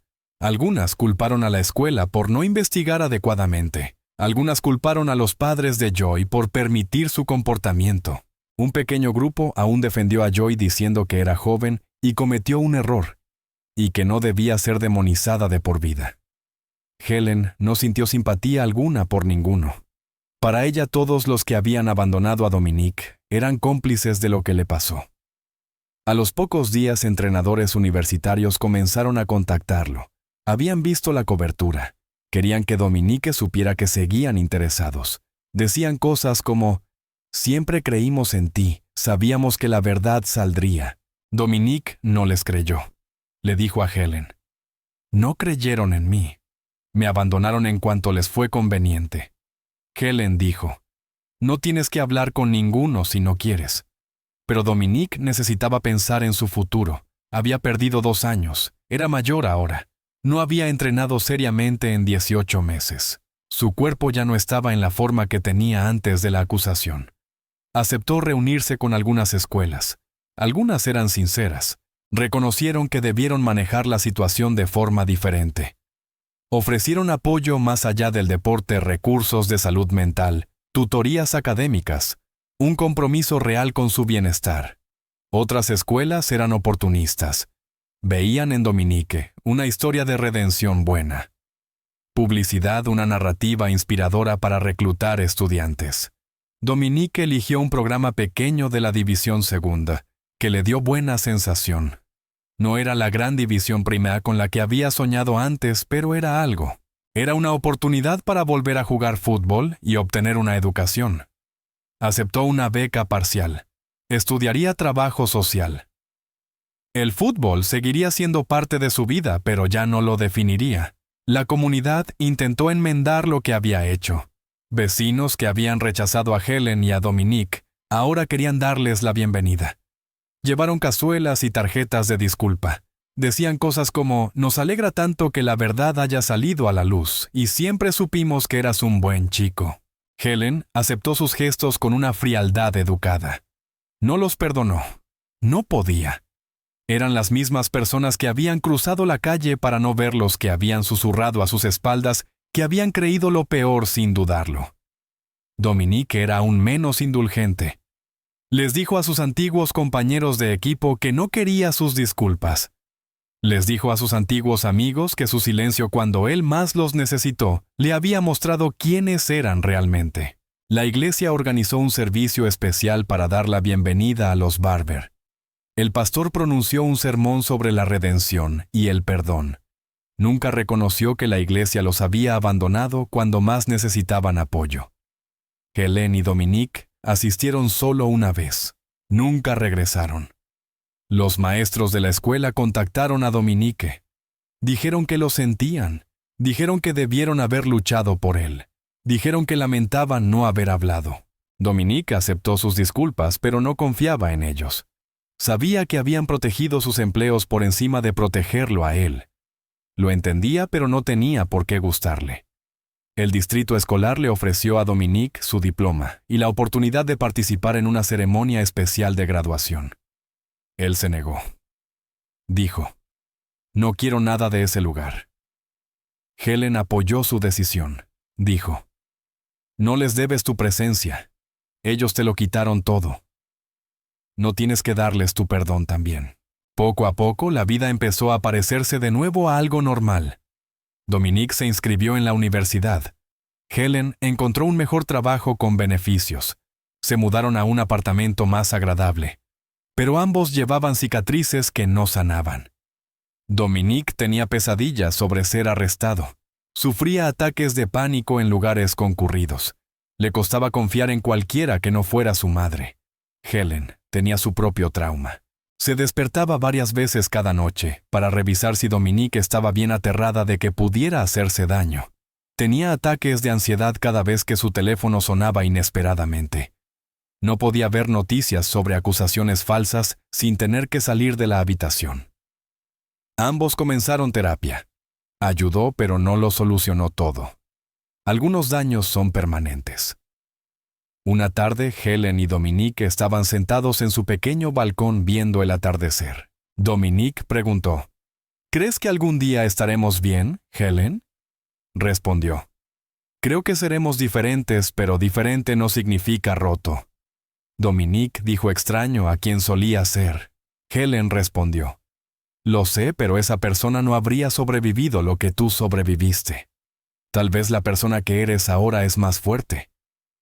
Dominique no respondió, pero apoyó su cabeza en el hombro de su madre, y se quedaron allí juntos hasta que oscureció. El juicio de Joy Terry comenzó 8 meses después de su confesión. La fiscalía tenía un caso sencillo. Tenían las propias palabras de Joy admitiendo la mentira. Tenían pruebas de que las acusaciones eran falsas. Tenían testimonios de personas a quienes Joy había presumido haber salido impune. El abogado defensor de Joy intentó presentarla como una adolescente problemática que cometió un error. Alegó que nunca tuvo intención de que las cosas fueran tan lejos. Dijo que adultos que debieron haber sabido más la influenciaron sus padres, su abogado, los administradores escolares que se apresuraron a juzgar. La fiscalía no lo aceptó. Argumentaron que Joy había destruido deliberada y conscientemente la vida de un inocente por dinero y atención. Dijeron que tuvo múltiples oportunidades de decir la verdad y eligió no hacerlo. Dijeron que vivió 18 meses en el lujo gracias a dinero obtenido mintiendo. Joy subió al estrado en su propia defensa. Lloró durante la mayor parte de su testimonio. Dijo que lo sentía. Dijo que nunca quiso dañar a Dominique. Dijo que era joven y tonta, y que no entendía las consecuencias de lo que estaba haciendo. Durante el contrainterrogatorio, el fiscal destrozó su relato. Le preguntó por qué había presumido ante Pamela si se sentía tan culpable. Le preguntó por qué gastó el dinero del acuerdo en artículos de lujo si estaba traumatizada. Le preguntó por qué publicaba fotos de fiestas si estaba sufriendo. Joy no tenía buenas respuestas. Dijo que estaba confundida. Dijo que cometió errores. Dijo que deseaba poder retroceder el tiempo. El fiscal reprodujo las grabaciones donde Joy admitía las mentiras. Mostró sus publicaciones en redes sociales demostrando su vida extravagante. Mostró recibos de ropa de diseñador y vacaciones costosas. Dijo, «Esta no es una adolescente confundida que cometió un error. Esta es una joven que vio una oportunidad de enriquecerse y la tomó sin importar a quién destruyera en el proceso». El jurado deliberó menos de 4 horas. Declararon a Joy culpable de todos los cargos. La audiencia de sentencia se realizó 2 semanas después. Dominique y Helen se sentaron en la primera fila de la sala. Joy estaba en la mesa de defensa con su abogado. Emmanuel y Mercy estaban detrás de ella pareciendo haber envejecido 10 años. La jueza revisó el caso antes de dar la sentencia. Dijo, «Señorita Terry, usted utilizó el sistema de justicia como un arma para su beneficio personal. Destruyó la vida de un joven inocente. Contribuyó a una cultura en la que las verdaderas víctimas de abuso tienen menos probabilidades de ser creídas. Sus acciones han causado un daño incalculable. La sentenció a 6 años de prisión con elegibilidad para libertad condicional después de 3 años. Al salir, Joy cumpliría 10 años de libertad condicional. También se le ordenó reembolsar los $850,000 del acuerdo más 1.2 millones adicionales en daños para Dominique. Joy se derrumbó llorando cuando se anunció la sentencia. Emmanuel y Mercy parecían devastados. Helen no sintió nada al verla llorar, ni satisfacción ni alivio, solo agotamiento. Afuera de la sala, los reporteros le preguntaron a Helen si sentía que se había hecho justicia. Helen respondió: «Mi hijo perdió 2 años de su vida. Su futuro fue destruido. Su salud mental nunca se recuperará por completo. Ninguna sentencia de prisión arregla eso». La reacción en redes sociales fue despiadada. La foto de Joy fue compartida miles de veces con leyendas insultándola de todas las formas posibles. Personas que la habían defendido ahora fingían que siempre supieron que estaba mintiendo. Las amigas de Joy borraron fotos con ella de sus redes. Varias publicaron mensajes diciendo que ya no tenían relación con ella y que condenaban sus acciones. Pamela, la amiga que había estado con Joy en la gala, dio una entrevista a un canal local. Dijo: «Debí decir algo antes. Yo sabía que estaba mintiendo. Solo tenía miedo de involucrarme». Las cuentas de redes de Joy fueron eliminadas, pero la gente guardó capturas y siguió compartiéndolas. Su nombre se convirtió en sinónimo de acusación falsa. Artículos sobre su caso comenzaron a usarse como material educativo en facultades de derecho y clases de justicia criminal. Emmanuel y Mercy enfrentaron sus propias consecuencias. Emmanuel perdió su trabajo después de que clientes se quejaran de no querer tratar con él. A Mercy la obligaron a renunciar en la escuela primaria tras que padres expresaran preocupación por su criterio. Tuvieron que vender su casa para pagar los honorarios legales. El dinero del acuerdo ya se había gastado o estaba retenido por órdenes judiciales de restitución. Se declararon en bancarrota en menos de 6 meses. Sus familias extendidas cortaron relación con ellos. Los hermanos de Emmanuel dijeron estar avergonzados de estar relacionados con personas que habían permitido el comportamiento de Joy. Los padres de Mercy emitieron un comunicado diciendo que no hablaban con ella desde hacía meses. Emmanuel y Mercy eventualmente se mudaron a otro estado, alquilaron un pequeño apartamento y aceptaron los trabajos que pudieron encontrar. Su matrimonio apenas sobrevivió al estrés. Publicaron un video de disculpa que se difundió en línea. En él, Emmanuel dijo: «Fallamos a nuestra hija al creerle siempre sin cuestionar. Fallamos a Dominique Barber al no exigir pruebas antes de apoyar las acusaciones de Joy. Fallamos como padres y como personas». Mercy añadió: «Permitimos lo peor de Joy desde que era niña. Le enseñamos que mentir no tenía consecuencias. Somos responsables de lo que llegó a ser». El video fue visto millones de veces. Los comentarios se dividieron entre quienes apreciaban la disculpa y quienes decían que era demasiado tarde. Helen lo vio una vez. No respondió públicamente. En privado le dijo a Dominique: «Ahora lo sienten, pero eso no deshace lo que hicieron». El distrito escolar enfrentó su propio ajuste de cuentas. Padres y miembros de la comunidad exigieron respuestas. ¿Por qué no hubo una investigación adecuada? ¿Por qué expulsaron a Dominique tan rápido? ¿Por qué nadie cuestionó la historia de Joy, el superintendente? Emitió un comunicado diciendo que el distrito implementaría nuevos protocolos. Revisión obligatoria de evidencia antes de tomar acciones disciplinarias. Investigadores neutrales para casos sensibles. Procesos de apelación oportunos para estudiantes acusados. Varios miembros de 1900, la junta escolar que habían votado por expulsar a Dominique, renunciaron. Dijeron que era por razones personales, pero todos sabían que era por la presión pública. El señor Whitmore, el director que había manejado las acusaciones, fue reasignado a otro puesto. Nunca se disculpó públicamente con Dominique. El caso llamó la atención de la legislatura estatal. Un senador presentó un proyecto llamado la Ley Dominique, que imponía sanciones penales por acusaciones falsas comprobadas y brindaba mayores protecciones a acusados durante investigaciones. La ley pasó con apoyo bipartidista. Exigía investigaciones rigurosas basadas en evidencia antes de disciplinar estudiantes, garantizaba derechos de debido proceso a los acusados y establecía sanciones para quienes mintieran deliberadamente. Organizaciones nacionales de defensa utilizaron el caso como ejemplo. El Innocence Project presentó a Helen y Dominique en un documental sobre acusaciones falsas y fallas del sistema. Conferencias legales analizaron el caso para evitar repeticiones. Helen fue invitada a hablar en universidades y facultades de derecho. Hablaba sobre la importancia del debido proceso. Repetía que sí creer a las víctimas es importante, pero también verificar hechos antes de destruir una vida. Su mensaje siempre era el mismo. Mi hijo fue inocente desde el primer día, pero la inocencia no importa si nadie se molesta en buscar la verdad. Helen usó parte del dinero del acuerdo con el distrito escolar para crear la Fundación Raymond Barber para los falsamente acusados.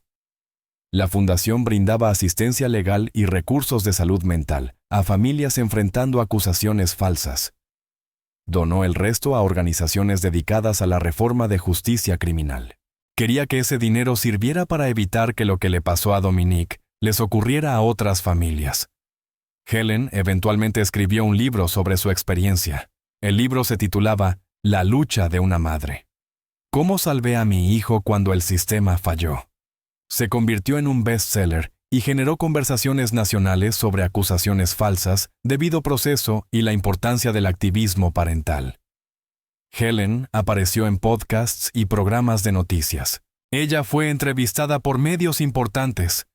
Se convirtió en una voz para las familias que se sentían abandonadas por las instituciones que se suponía debían protegerlas. Y a través de todo, Helen se mantuvo enfocada en una sola cosa: asegurarse de que lo que le ocurrió a Dominique importara, que su sufrimiento no hubiera sido en vano, que otras familias pudieran evitar la misma pesadilla. En una entrevista dijo: no pude salvar esos 2 años, pero puedo salvar el futuro de alguien más. Con eso tiene que bastar. Dominique comenzó la universidad 2 años más tarde de lo planeado. Tenía 20 años cuando se inscribió. La mayoría de sus compañeros tenían 18. Se sentía fuera de lugar. El fútbol ya no era lo mismo. Su cuerpo no era el mismo. Había perdido masa muscular durante su depresión. Su velocidad no era la de antes, pero más que eso, su mente ya no estaba ahí. Jugaba porque sentía que tenía que hacerlo, porque ese había sido su sueño. Pero la alegría ya no existía. El deporte que antes era su todo ahora se sentía como una rutina vacía. Su entrenador lo notó. Un día después de la práctica lo llamó aparte. Si tu corazón no está en esto, no tienes que seguir. Dominique respondió: el fútbol se suponía que era mi futuro. El entrenador dijo: quizás lo era. Pero eso no significa que tenga que serlo ahora. Tienes derecho a querer algo diferente. Dominique pensó en esas palabras por semanas y se dio cuenta de que el entrenador tenía razón. Se estaba aferrando al fútbol porque representaba a la persona que solía ser. Pero esa persona ya no estaba. Dejó el equipo al finalizar su primer semestre. Al principio sintió que estaba renunciando, pero luego sintió alivio. Se enfocó en sus estudios. Trabajo social había sido un plan secundario, pero comenzó a sentirse como un llamado. Quería ayudar a jóvenes que se sintieran solos y malinterpretados. Quería ser el adulto que él mismo necesitó cuando su vida colapsó. Dominique destacó en sus clases. Sus profesores notaron su madurez, su empatía, su pasión genuina. Completó prácticas en centros juveniles y organizaciones comunitarias. Descubrió que tenía facilidad para conectar con adolescentes que habían sufrido trauma. En su penúltimo año universitario, Dominique comenzó a hablar públicamente de su experiencia. No con frecuencia, solo cuando se sentía fuerte, pero lo hacía frente a grupos juveniles y escuelas. Habló sobre las acusaciones falsas y su impacto en las víctimas reales. Su mensaje era claro. Lo que me pasó estuvo mal, pero casos como el mío no deben usarse como excusa para no creer a víctimas reales. Debemos encontrar un equilibrio entre proteger a los acusados y apoyar a quienes han sido heridos. Dominique se graduó con honores. Consiguió trabajo como consejero juvenil en un centro comunitario en otra ciudad. Quería comenzar de nuevo en un lugar donde nadie conociera su historia. Ahí conoció a una mujer llamada Shaila durante su primer año de trabajo. Ella era maestra en una escuela primaria cercana. Se conocieron en un taller profesional y empezaron a hablar. Ella no sabía quién era él ni lo que había pasado. Dominique le contó la verdad en su tercera cita. Dijo que necesitaba que ella lo supiera antes de avanzar. Le explicó todas las acusaciones, la expulsión, el juicio, el después. Shaila escuchó sin interrumpir. Cuando terminó solo dijo: «Eso suena horrible. Lamento que te haya pasado». No lo trató diferente, no lo compadeció, no hizo preguntas invasivas. Simplemente aceptó que era parte de su historia. Y siguió adelante. Se casaron 2 años después. Helen lloró en toda la ceremonia. Había temido que Dominique nunca pudiera confiar lo suficiente para construir una vida con alguien. 3 años después del matrimonio tuvieron gemelas. Dominique nombró a una de ellas como su padre. Quería que sus hijas supieran de dónde venían y lo que su familia había sobrevivido. Era un padre cuidadoso, a veces demasiado. Se preocupaba constantemente por la seguridad y felicidad de sus hijas. Shaila tenía que recordarle que no podía protegerlas de todo. Dominique se esforzaba por estar presente en la vida de sus hijas de una forma que su padre no pudo estar para él. No porque Raymond no las hubiera amado, sino porque había muerto demasiado pronto. Las llevaba al parque. Les leía cuentos. Iba a cada evento escolar. Todos los días les decía que eran amadas y estaban seguras. Helen se retiró de su activismo cuando nacieron las gemelas. Quería enfocarse en ser abuela. Había pasado años luchando por justicia y ayudando a otras familias. Ahora quería paz. Aún escribía artículos ocasionales sobre reforma del sistema penal. Aún concedía entrevistas cuando salían casos importantes de acusaciones falsas. Pero la mayoría del tiempo lo pasaba con sus nietas. Helen vivía modestamente a pesar del dinero del acuerdo. Tenía un pequeño apartamento, manejaba un coche viejo. No necesitaba mucho. El dinero que le quedaba después de sus donaciones lo colocó en un fondo para las hijas de Dominique. En las tardes tranquilas, Helen y Dominique se sentaban en el balcón viendo jugar a las gemelas. Helen decía: «Mira lo que construimos. Mira lo que sobrevivió». Dominique asentía. Entendía lo que quería decir. Habían sido quebrados. Habían sido destruidos. Pero construyeron algo nuevo con los pedazos. Una vez Dominique le dijo a Helen, creo, que nunca sanaré del todo. Una parte de mí siempre será ese chico asustado que lo perdió todo. Helen respondió: «Está bien. Sanar no significa olvidar.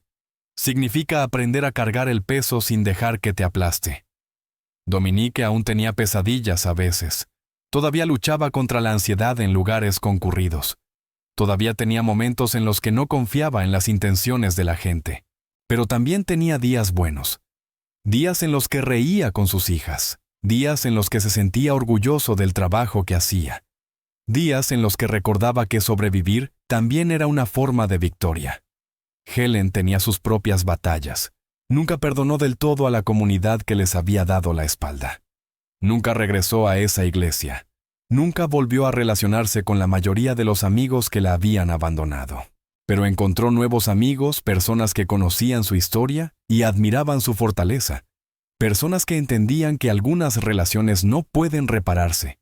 También encontró paz sabiendo que su lucha había tenido un propósito.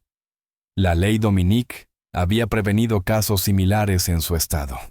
Su fundación había ayudado a decenas de familias. Su libro había cambiado la conversación pública sobre el debido proceso. La memoria de Raymond vivía en todo ello.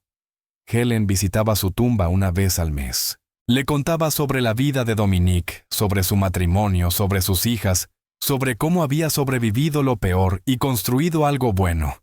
Lo logramos. Raymond le decía. Sacamos a nuestro hijo adelante. Le dimos una oportunidad. Y en algún lugar del estado, en una prisión para mujeres, Joy Terry cumplía su condena. Joy fue liberada tras cumplir 3 años y medio en prisión. Había sido una reclusa ejemplar. Participó en terapia, tomó clases, se mantuvo fuera de problemas, pero el mundo al que regresó no estaba interesado en su rehabilitación. Fue liberada un martes por la mañana con nada más que la ropa que llevaba puesta y el número de su oficial de libertad condicional. Sus padres la recogieron.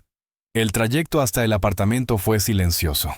Emmanuel y Mercy habían envejecido drásticamente.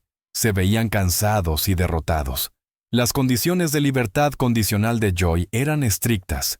Debía encontrar empleo en 30 días, asistir a terapia semanal, completar servicios comunitarios. No podía salir del estado sin permiso.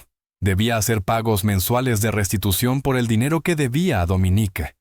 Encontrar trabajo era casi imposible. Su nombre era muy conocido.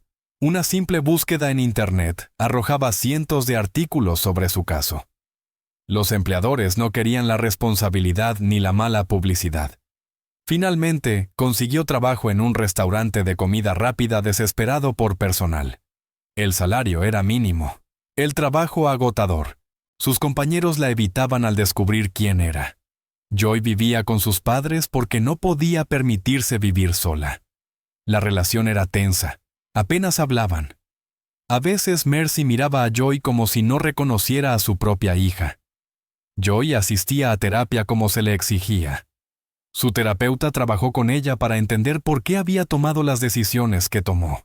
Joy habló de sentirse invisible como adolescente, de desear atención y validación, de no comprender el peso de sus mentiras, hasta que fue demasiado tarde. Una vez la terapeuta le preguntó, «Si pudieras hablar ahora con Dominique Barber, ¿qué le dirías, Joy?». Respondió, «Le diría que lo siento, pero sé que no es suficiente. Nada de lo que diga será suficiente». Joy vivía bajo otro nombre para evitar reconocimiento. Eliminó todas sus redes sociales. Evitaba lugares públicos donde alguien pudiera reconocerla. Pagaba la restitución mes a mes, pequeñas cantidades que tardarían décadas en cubrir la deuda total. El dinero se descontaba de su salario antes de recibirlo. Joy no tenía amigos, ni relaciones, ni expectativas de una vida normal. Existía en un estado de consecuencia permanente. Su historia aparecía ocasionalmente en artículos sobre acusaciones falsas. Era el ejemplo, la advertencia de lo que ocurre cuando destruyes la vida de alguien con una mentira. Años después de su liberación, concedió una entrevista. Dijo, «Fui una adolescente estúpida y egoísta que no pensó en las consecuencias. Destruí la vida de una persona inocente porque quería atención. Lo lamentaré toda mi vida». El entrevistador le preguntó si creía merecer perdón. Joy respondió, «No pienso en lo que merezco. Pienso en lo que hice y sé que nunca podré repararlo». Emmanuel y Mercy mantuvieron un contacto mínimo con su familia extendida. La mayoría no quería saber nada de ellos. Los culpaban por permitir la conducta de Joy, por creer todas sus mentiras, por no haberla criado mejor. Emmanuel trabajaba como guardia de seguridad en un centro comercial. Mercy como recepcionista en una clínica dental. Ninguno de los dos ganaba suficiente. Apenas sobrevivían. Rara vez hablaban del pasado. La culpa era demasiado pesada. Habían permitido el comportamiento de su hija durante años, y el resultado fue catastrófico. Permanecieron juntos, pero su matrimonio estaba vacío, sostenido más por la vergüenza compartida que por el amor. Años después, Emmanuel declaró a un periodista que investigaba el caso. «Pensábamos que protegíamos a nuestra hija. Pensábamos que éramos buenos padres. Estábamos equivocados en todo». Mercy añadió, «Pienso en Dominique Barber todos los días en lo que ayudamos a quitarle. Cargaré con eso el resto de mi vida». Mientras tanto, la vida de Dominique seguía adelante. Estaba ya en sus 30. Sus hijas iban a la escuela primaria. Había construido una vida estable y significativa. A veces pensaba en Joy no con rabia, sino con una especie de curiosidad distante. Se preguntaba si ella había aprendido algo, si era diferente ahora, si alguna vez comprendió realmente lo que había hecho. Pero en su mayoría no pensaba en ella en absoluto. Era un capítulo de su pasado, un capítulo terrible que lo había marcado pero que no lo definía. Helen tenía ya más de 60 años. Su salud no era perfecta, pero era feliz. Pasaba sus días con sus nietas. Hacía voluntariado en su fundación. Escribía cuando le llegaba la inspiración. Pensaba mucho en Raymond, en la promesa que le había hecho en su tumba, y había cumplido esa promesa. Dominique había salido adelante. Había construido una vida. Estaba bien. Una tarde Helen y Dominique estaban sentados en un banco del parque viendo a las gemelas jugar en los columpios. Helen dijo: ¿Alguna vez piensas en lo que le dirías a Joy si la vieras? Dominique lo pensó. Luego dijo: No lo sé. Tal vez nada. ¿Qué hay que decir, Helen? Asintió. Probablemente sea lo más sensato. Dominique dijo: Antes quería que sufriera. Quería que sintiera lo que me hizo pasar. Pero ahora me doy cuenta de que ya está sufriendo. Toda su vida es una consecuencia de lo que hizo. Helen preguntó: ¿Eso te parece justicia, Dominique? Dijo: Ya no sé qué es la justicia. Sé que sobreviví. Eso tiene que ser suficiente. Se quedaron en silencio un rato viendo jugar a las niñas. El sol estaba tibio. El día era tranquilo. La vida había encontrado la manera de ser buena otra vez a pesar de todo. Helen dijo: Tu padre estaría orgulloso de ti. Dominique dijo: Eso espero. Helen respondió: Lo sé. El caso seguía mencionándose en debates legales y cursos de justicia criminal. La ley Dominique seguía vigente protegiendo a los estudiantes acusados en su estado. La fundación de Helen seguía ayudando a familias. La historia se había convertido en parte de la conversación cultural sobre las acusaciones falsas y el debido proceso. Se usaba como ejemplo en debates sobre creer a las víctimas sin dejar de proteger a los inocentes. Pero para Dominique y Helen, era simplemente su vida aquello que habían sobrevivido la historia que los había moldeado. Dominique había aprendido a vivir con las cicatrices. Había aprendido que algunos daños nunca sanan del todo, pero que aún así, se puede construir una vida alrededor de ellos. Había aprendido que sobrevivir ya era una victoria. Helen había aprendido que el amor podía ser un arma cuando todo lo demás fallaba. Que la determinación de una madre podía mover montañas. Que la verdad siempre encuentra su camino hacia la superficie, si estás dispuesto a buscarla. Y juntos habían aprendido que las personas que te abandonan cuando más las necesitas, te muestran quiénes son realmente. Que el perdón es opcional. Que no le debes tu paz a nadie solo porque ahora están listos para disculparse. Habían aprendido que la familia no siempre es la de sangre, que la fuerza viene de lugares inesperados, que reconstruir es posible incluso cuando todo ha sido destruido. Las gemelas corrieron hacia el banco riendo y sin aliento. Se subieron al regazo de Dominique y empezaron a hablar al mismo tiempo sobre lo que habían visto en el parque. Helen observó a su hijo sonreírles. Lo observó estar presente, ser amoroso y completo a pesar de todo lo que había intentado romperlo. Y pensó: para esto luchamos. Este momento de aquí, esta prueba de que no ganaron. Porque al final Dominique Barber tenía algo que Joy Terry nunca tendría. Tenía su integridad intacta. Tenía personas que lo amaban incondicionalmente. Tenía un futuro construido sobre la verdad y no sobre mentiras. Y eso, más que cualquier veredicto, acuerdo o disculpa, era la verdadera victoria. Esta es una historia sobre muchas cosas. Sobre los celos, sobre sistemas que fallan a quienes deberían proteger. Sobre el dinero y las mentiras y el precio de ambas. Pero por encima de todo, es una historia sobre el poder de una persona que se negó a permitir que una mentira se convirtiera en la verdad. La vida de Dominique Barber le fue arrebatada por 6 palabras. Me hizo sentir insegura. Necesitó 18 meses, 2 grabaciones, y el amor incansable de una madre para recuperarla. Las estadísticas dicen que aproximadamente entre el 2% y el 10% de las acusaciones se prueban falsas, pero para quienes son falsamente acusados, el daño suele ser irreversible. Reputaciones destruidas, futuros robados, vidas alteradas para siempre. Helen Barber no tenía un título de abogada, no tenía dinero, no tenía poder, pero tenía algo más valioso que todo eso: la creencia inquebrantable de que su hijo merecía la verdad. Joy Terry no es la única villana de esta historia. El sistema que permitió que su mentira prosperara comparte la responsabilidad. Cuando las instituciones se apresuran a juzgar, cuando priorizan la apariencia sobre la evidencia, cuando olvidan que las acusaciones deben probarse, y no solo creerse, crean víctimas entre personas inocentes. Pero esta historia también nos enseña otra cosa: que la verdad, por muy enterrada que esté, siempre lucha por salir a la luz. Que el amor de un padre o de una madre es una de las fuerzas más poderosas del mundo.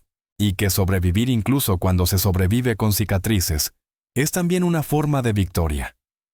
La historia de Dominique Barber no trata solo de lo que le fue arrebatado. Trata de lo que se negó a perder: su dignidad, su verdad y su futuro.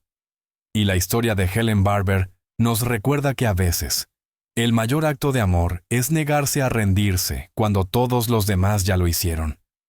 Si esta historia te ha conmovido, considera apoyar a organizaciones que luchan por los falsamente acusados. Defiende reformas de debido proceso en tu comunidad. Recuerda que todos merecen ser escuchados, pero que todos también merecen pruebas antes de ser castigados. Asegúrate de dar like a este video y compartirlo con alguien que necesite escuchar esta historia. Suscríbete al canal para más investigaciones profundas sobre casos que exigen justicia. Tu apoyo mantiene vivas estas historias y nos ayuda a seguir sacando la verdad a la luz. Gracias por ver. Y recuerda, algunas acusaciones matan sueños, pero algunas madres se niegan a dejar que esos sueños mueran.